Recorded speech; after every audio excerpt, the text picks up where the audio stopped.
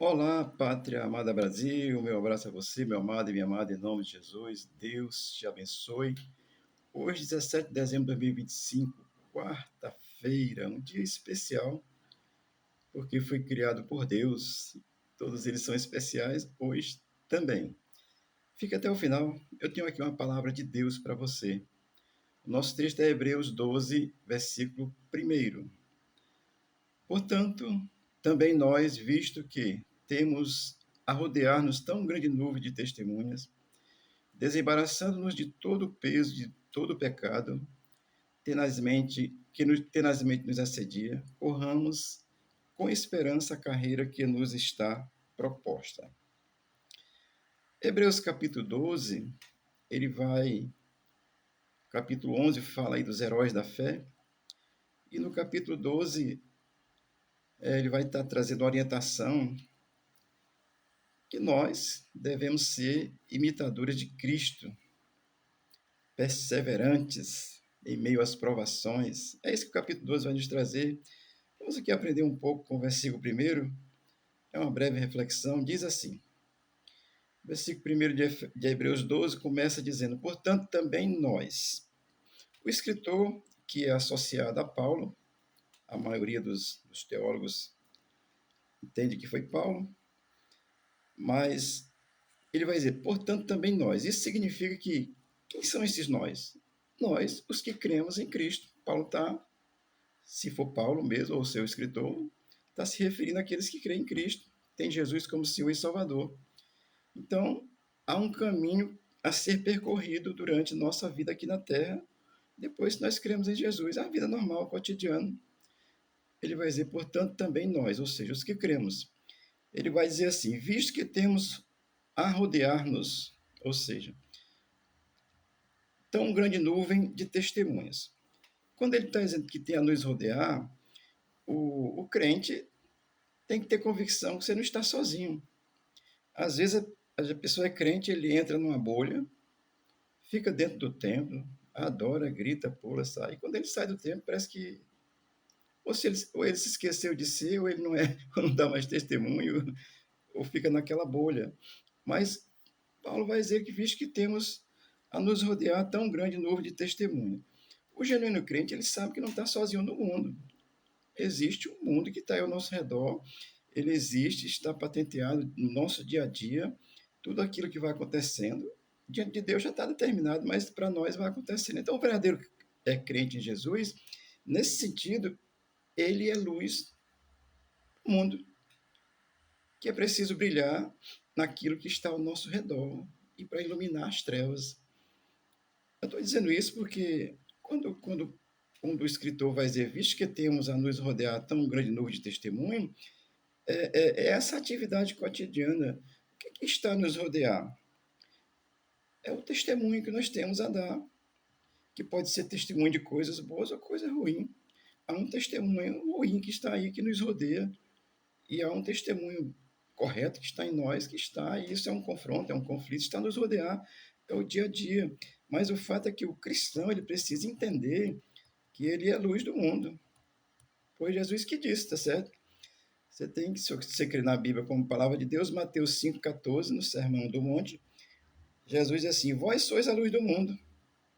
Não se pode esconder uma cidade edificada sobre o monte, ou seja, o mundo está a nos rodear, há algo está ao nosso torno e nós precisamos entender que somos luz para esse mundo, porque tem um testemunho que nos cerca, eu diria testemunho tanto dos maus como testemunho daqueles que buscam dar um testemunho correto.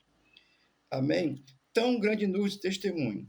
É testemunho daquilo que Jesus fez, daquilo que é coerente, daquilo que é justo, daquilo que é agradável, que vai glorificar o nome do Senhor.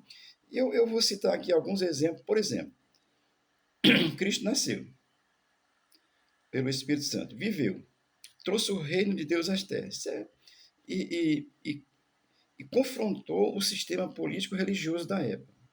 Cristo fez isso no seu testemunho, ele confrontou o sistema religioso e político da época. Ele amou e ama o mundo plenamente. Foi crucificado, morreu pelo pecado da humanidade, amou o mundo plenamente, isso é que é importante. E depois disso ele ressuscitou, depois da sua morte, ressuscitou, justifica aqueles que têm fé nele, subiu aos céus e vai voltar. Então, eu estou citando aqui algumas coisas. Jesus curou, Jesus expulsou demônio e tal. Tudo isso, a história de Cristo que ele fez na história. Então, aqui são alguns pontos que eu estou citando, que nós somos testemunho dessa verdade, que Jesus é Cristo, o Filho de Deus, que veio à Terra para salvar a humanidade. Então, essa nuvem de testemunho está em nós. E nós estamos aqui para testificar dessa verdade. O Evangelho de Jesus Cristo, depois de 2000 anos, de muitas maneiras perdeu assim a sua essência. Tem gente pregando o evangelho por muitas razões, menos pela cruz que leva o ser humano ao reino de Deus. Amém? Então nós somos testemunhas desse evangelho. Paulo tem consciência disso. O escritor aqui, se não foi Paulo, mas também tem consciência disso, de que há uma grande nuvem, coisa assim, há uma multidão de testemunhas ao nosso redor que nós temos que dar a respeito de Cristo. Quem ele é, Cristo é Deus. É a revelação de Deus, é a encarnação de Deus. Morreu, ressuscitou, morreu pelo nosso pecado, ressuscitou para a nossa justificação. Então, é esse testemunho. E ele prometeu voltar, e essa verdade a Bíblia garante, assegura. Então, isso é a palavra de Deus. Aí o texto vai dizer assim: desembaraçando-nos de todo o peso. Ora, quem está justificado por Cristo por essa fé, tira de si mesmo o jugo, o peso do pecado, da condenação eterna. Amém? Entender isso é gracioso, desembaraçando de todo o peso. Ou seja, Cristo, ele vai dizer lá em Mateus 11, 28, que ele diz que o seu jugo é suave, o seu fardo é leve, que nós temos que tomar esse fardo de Cristo, trocar esse peso do pecado que estava sobre nós e agora trocar pelo fardo de Jesus, que é suave e leve. Então, estou dizendo para você, porque o escritor vai aqui desembaraçando de todo o peso.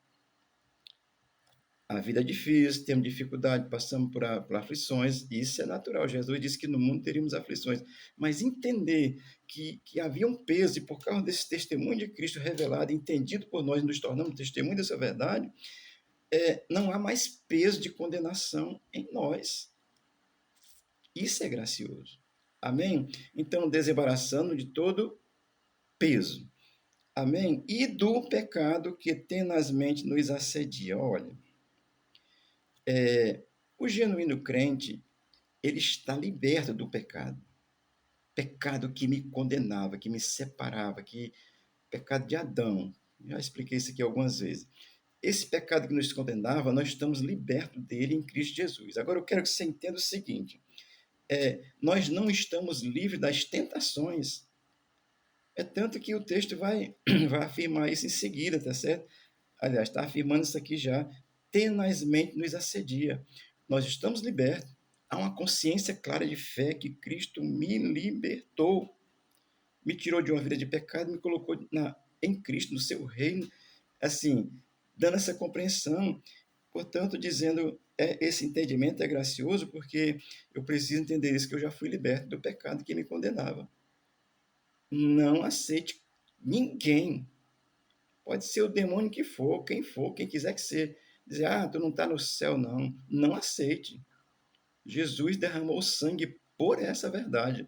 Então, agora, nós estamos livres nesse sentido, já estamos no reino. Agora, eu quero que você entenda que nós não estamos livres das tentações. Mas é importante compreender que Cristo já nos resgatou na cruz. Um dos evangelhos afirma, eu não estou bem certo qual dos 4 evangelhos, mas afirma: tudo está consumado.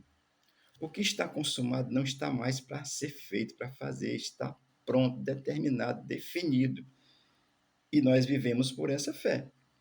Está consumado. Esse peso do pecado que nos condenava, não condena mais. Esse pecado que tenazmente nos assedia, ele nos tenta, mas, assim, quando nós temos essa compreensão da tenacidade, e o que é que implica tenacidade? Assim, tenazmente assedia. Tenacidade é tentar dominar através de ações assim grandiosas. Não se iluda. O mal, o diabo existe e ele quer nos tentar. Tentou Jesus, né? Está com fome, manda as pedras transformar em pão. Se tu és o Cristo mesmo, te joga daqui que os anjos vão te amparar. Tentou Jesus com a própria palavra. Então, o pecado que nos assedia, que nós estamos justificados, mas ele nos assedia tentando nos derrubar, isso é de uma implicância agindo com uma determinação, com desejo de destruir, porque, afinal de contas, essa é a obra do mal, é destruir o que Deus criou, porque ele é um invejoso, foi criação de Deus, se rebelou. Mas é importante compreender isso. Estamos libertos pela fé, mas há um pecado que tenazmente nos assedia. Agora, isso me dá uma compreensão, uma segurança para que eu possa estar firme na minha fé. Amém? Olha o que Pedro escreveu, 1 Pedro 5,8, ele diz assim: estejam alertos e vigiem. O diabo, inimigo de vocês, anda ao redor, como um leão rugindo, procurando a quem possa tragar. Pedro tem consciência disso. O mal está aqui na minha mente. Está aqui. Agora, eu não posso evitar que um pensamento mal venha na minha mente, porque, afinal de contas, sou um ser humano, com todos os atributos que eu tenho de pensar em qualquer coisa que eu queira, que a minha mente queira. Agora, eu posso não deixar que esse pensamento mal perdure. Amém? Então, nesse sentido, nós estamos libertos. A condenação não nos condena mais, mas há um pecado que assedia. E o crente vive essa vida com perseverança na fé no Cristo que nos resgatou. Amém? E o versículo vai terminar assim: corramos com esperança. Aliás, ainda tem mais um ponto para frente. Corramos com esperança. Correr aqui não é sair feito um louco correndo, não. Mas é atitude, agir corretamente. Não é andar apressado, angústia. Não. É estar atento. E principalmente deixando essa esperança no coração mesmo, porque aquilo que Jesus prometeu é verdade. As pessoas tentam. Olha, dentro das igrejas tem pessoas negando a Cristo, pastores. Não se engane. Por dinheiro, por qualquer coisa, menos por crer em Cristo. Então, mas o crente, ele corre essa carreira e corre com esperança. Não é correr desesperado, mas é com segurança de fé no Cristo que nos resgatou. E nós devemos manter sempre essa esperança viva nele, as promessas de Cristo. Uma das promessas que ele fez, vou só citar uma aqui, Mateus capítulo 28, versículo 20, ele diz: eis que estou. Não é estarei, posso estar. Eis que estou convosco todos os dias da vossa vida até a consumação do século. Isso é uma promessa, a presença de Cristo. Eu tenho que compreender isso, ele está presente pelo Espírito de Deus naquele que crê. Então, amado, o crente, ele jamais perde a esperança. Dificuldade, assédio do pecado, tentações, tudo que está aí, tudo que o mundo oferece. Muita coisa que aparentemente boa para a alma, para o prazer da alma. Para Deus e para o Espírito, não. Então o crente vive essa realidade e vive, corra com esperança, corramos com esperança, não é andar feito um maluco, não, mas é caminhar, seguir com esperança, com confiança naquele que nos chamou e nos justificou. Show? O versículo 1 de Hebreus 12 termina assim: a carreira que nos está proposta. O que é que Cristo propõe para nós, amado? Olha, Cristo nos manda, depois que crê, nos manda pregar o Evangelho. Mas, principalmente, Cristo nos manda perseverar na fé. O que é perseverar na fé? Eu creio e ponto. Creio. Acabou. Não tem explicação. Hebreus 11 tenta explicar a fé. Ele diz que a fé é o firme fundamento das coisas que não se vê e a certeza daquela que nós esperamos. Isso é fé, tá certo? Então, é crer. A carreira que nos está proposta é a carreira para crer em Cristo, através dessa fé temos a salvação, a vida eterna, o pecado da morte eterna não nos condena mais, e nós vivemos essa proposta de carreira que está proposta para vivermos sendo luz no mundo, crendo, e crendo, e crendo, e crendo. Simples assim. Amém? Agora, deixa eu dizer uma coisa para você. A proposta de Cristo é o céu. Podemos expulsar demônio, orar e alguém ser curado. Já aconteceu isso comigo. Eu mesmo fui curado de enfermidade por oração. Já orei e pessoas foram curadas. Pessoas oraram por mim, eu fui curado. Tem outros subterfúgios? Tem. Mas também, assim, é entender que nós temos tudo isso. Expulsar demônio, claro, no nome de Jesus há poder. Aliás, todo o poder dos céus e na terra. Então, nós não perseveramos para tentar entrar no reino.